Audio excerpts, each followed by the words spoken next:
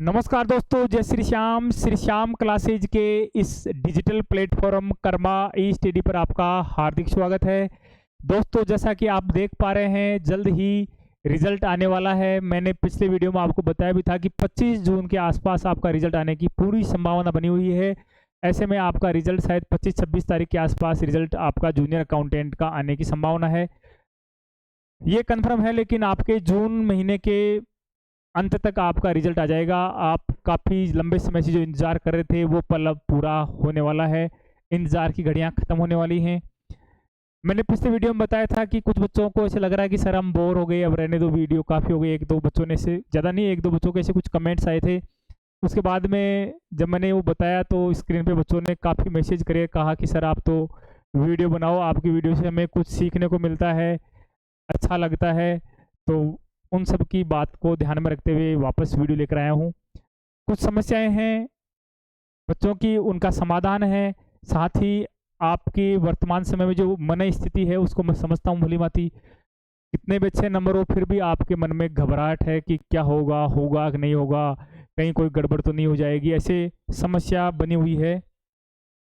लेकिन आप चिंता नहीं करें, आपका आसानी से अच्छे नंबर है तो सिलेक्शन होगा।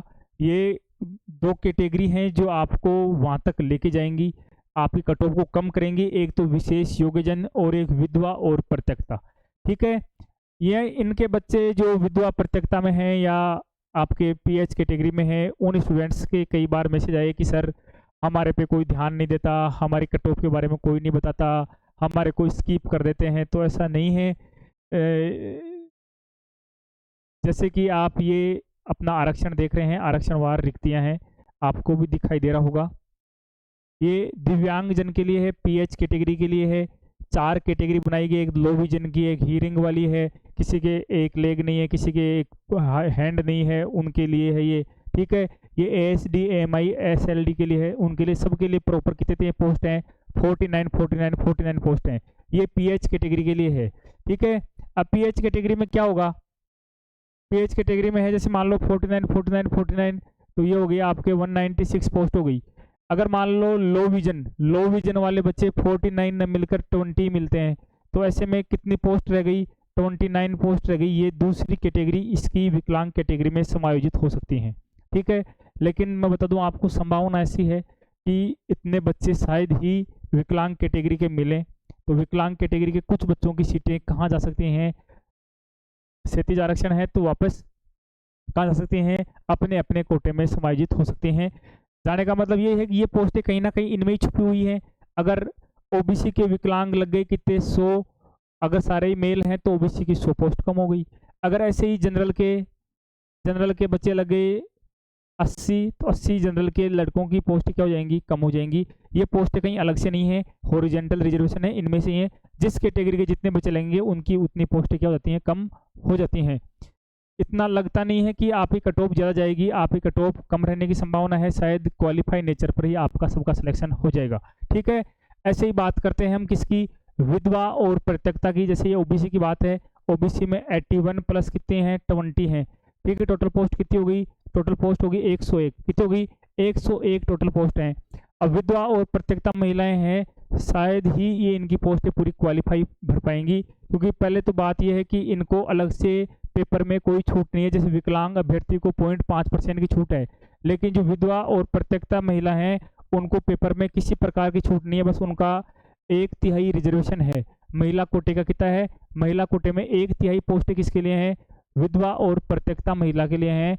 लेकिन उनके लिए पेपर में क्वालिफाई मार्क्स में किसी प्रकार की कोई छूट नहीं है। ऐसे में अगर उनका पेपर क्वालिफाई कम महिलाओं का ही हो रहा है, जैसा कि मेरे पास मैसेज वगैरह आते हैं, तो बहुत ही कम महिलाएं ऐसी मिली हैं जो 40% से ऊपर जा रही हैं। तो ऐसे में ये इन महिला जो सामान्य उसी कैटेगरी की सामान्य महिलाएं, ये पोस्टें उनको अलॉट हो जाएंगी। ठीक है, इस कारण महिलाओं की कट ऑफ क्या हो जाएगी? कम हो जाएगी। ये तो ओबीसी और जनरल की बात है, लेकिन एससी एसटी की बात करते हैं तो एससी एसटी में जो महिला, विधवा और प्रत्यक्ता, तीनों की पोस्टें ही पूरी नहीं भरने की संभावना है। एससी एसटी में वो पोस्टें किसको मिलेंगी? फिर वो पोस्टें आपके सामान्य पुरुष को मिलेंगी। सामान्य पुरुष को मिलेंगी तो उनकी कट ऑफ क्या हो जाएगी? और कम चली जाएगी। ठीक है, तो ऐसी चिंता की बात नहीं है। अगर आप विडो और पीएच कैटेगरी से हैं तो लगभग लगभग पॉसिबिलिटी यही है कि आपका क्वालिफाई नेचर पर सिलेक्शन हो जाएगा। सर जी मैंने कल पूछा था विडो कैटेगरी को भी 40% मार्क्स लाना जरूरी है क्या? बिल्कुल, इसमें 35-40 का जो रेशियो है वो आपको इसमें करना ही पड़ेगा, अलग से कोई छूट इसमें आपके लिए नहीं है। 35 प्लस एक में पेपर में 35 आ गए, अगले में 40 आ गए, लेकिन दोनों मिलाकर कितने आने चाहिए? 40% आने चाहिए। वो ही आपके लिए नियम लागू है जो अन्य के लिए है। ये महेंद्र जी पीएच करके पीएच कैटेगरी के बारे में पूछ रहे थे, तो जब आप दोनों कैटेगरीज को ज़्यादा चिंता करने की जरूरत नहीं है। आप तो इस भर्ती के लिए अन्य भर्तियों के लिए क्या होंगे? वरदान होंगे, उनको आप एक तोहफा देके जाएंगे। ठीक है, नेक्स्ट है सर जी जूनियर अकाउंटेंट टीआरए में विडो कैटेगरी में भी 40% का होगा क्या? बिल्कुल 40% अगर आ रहे हैं तो आपका आसानी सिलेक्शन हो जाएगा। नेक्स्ट है जतिन जी कह रहे हैं सर ओबीसी विडो के बारे में क्यों नहीं बताते हो, प्लीज सर बताओ। बता दिया, ओबीसी विडो या पृथकता है तो उनका अगर क्वालिफाई पेपर दोनों हो रहे हैं तो 100% सिलेक्शन है। ठीक है, कोई दिक्कत नहीं आएगी।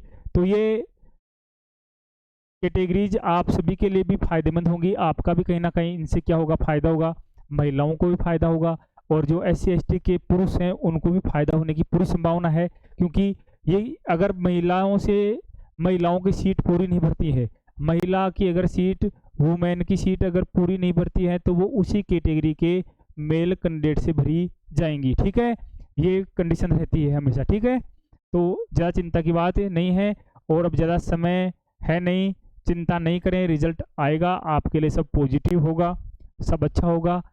भगवान का नाम लें और अच्छा समय व्यतीत करें, जल्द ही आपका रिजल्ट आ जाएगा। धन्यवाद, जय श्री श्याम।